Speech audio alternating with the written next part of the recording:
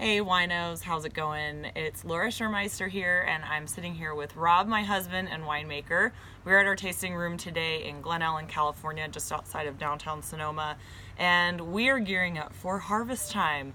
It is that magical time of year when we go out and we monitor our fruit, check our sugar levels, and pick a day to go out and pick the fruit to start making our wine for this year's harvest. So what we're doing today is pretty exciting. We want to share some information with you about winemaking that nobody ever talks about. And that's that crucial moment right before harvest when we go out, we pick some grapes, we taste them, we look at seed color development, and my bag just flew off the table. It's a little bit breezy today, which is lovely and nice for the grapes. We're getting some sunshine going on. We have a little bit of moisture and some dew coming in the next few days, and a nice breeze to keep all that moisture controlled. So yes, it is a little bit windy. So what we're doing today is tasting some of the juice we pressed out of the Viognier fruit from the Solomon Vineyard up in Kenwood.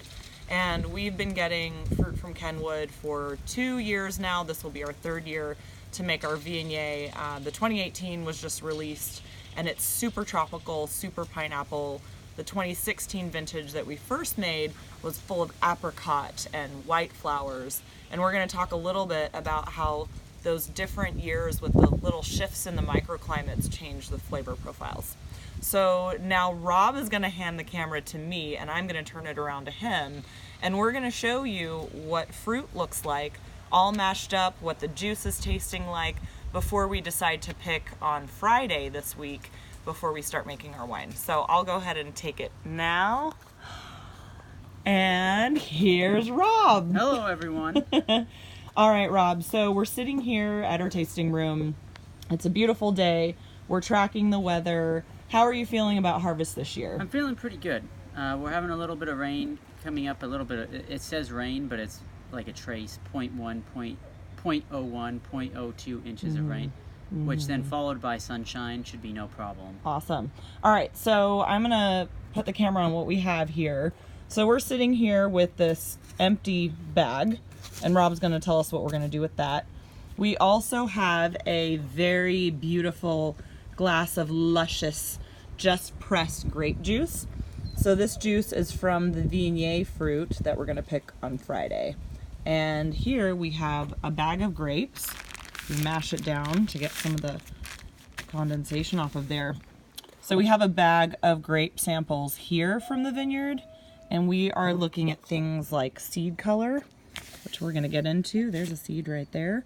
And I'm gonna have Rob talk about kind of what these things mean. So let's start off by talking about the seeds and grapes in the bag that we have here. So I pulled all these samples early this morning to do while I was out in the vineyard, and I was leafing, and I was tasting the grapes, kind of figuring out if I'm going to go Wednesday, Friday, or Sunday for picking. And I grabbed random bunches from all sides of the vine, and I put them in there, and I crushed them up to yield the juice, which we have over here. So you basically put them in the bag and smush them up. Smush them up. And you want to get them really homogeneous so you can get all the juice. You can see there's some juice will be to the bottom there. Mixed, so you get a real homogeneous sample, and then you can taste the juice, and which we'll do in a sec. But one of the key things that you're looking for is both the color of the grapes, how soft they are, which you test before you smush them, obviously. And then you come down here and you're looking at the whole berries. Okay. And you want a lot of brown seeds. You want 95% plus brown seeds in a perfect world, in a perfect harvest. So the green seeds are very strong in their flavor component. Would you say that one is like more green? Where'd it go? Can't here get a. I mean, these are pretty that much. One's kind of green. This one is slightly green. We could call that a light brown, maybe. These are, dark brown, so they're really ripe, really phenologically ripe. That's when the fruit you can tell is ready to harvest, and also by tasting and using your. I'm not really seeing.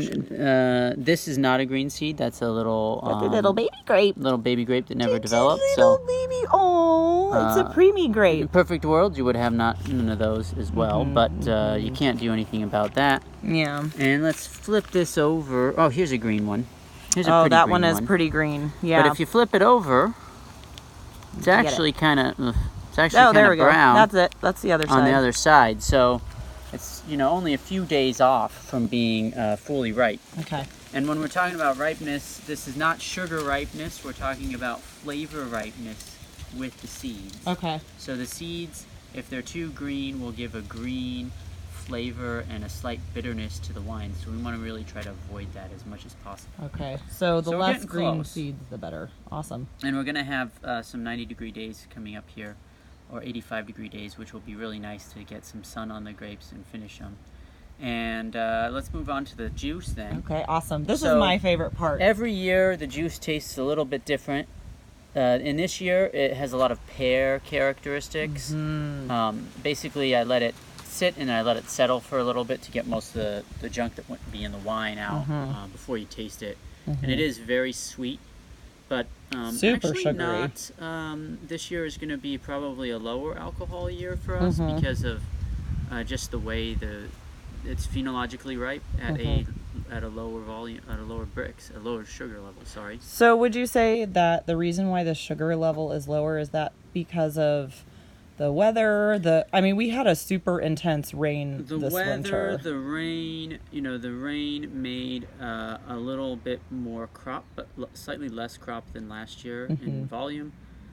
But it also the harvest started earlier. I mean, not harvest, the bud break started later. This year. So it didn't start as early, so you didn't have as many hot days basically going on there. I see. So less sugar development because we had less hot days. Less hot days, so everything was a little bit behind, about a week or two behind. And if you look at veraison was in August, so we're about 6 weeks after the grapes have turned, about 7 weeks now. Talk just for a second about what veraison is Veraison for people who is don't where know. the grapes go from tight, hard green berries to soft, ripe berries. They change color. Basically. Yeah, so that green to purple, or green to gold green if to you're gold, with green to softer skins, and at that point the grapes are sort of ripe, and they start getting riper as you go on.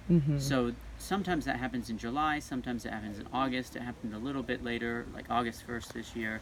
So then you went to after about 6 weeks is when you're looking for when it's harvest time. Awesome. And this is about 7 weeks, so we actually got a little bit longer time, which is great actually, and that means we had these temperatures, a lot of 80-degree days that really helped that along in August. So it was really perfect. Yeah. All right, let's taste this juice. Okay. I got the opportunity to taste it earlier. Rob says this is my homework, which I love. I mean, this is like the most fun kind of homework there is.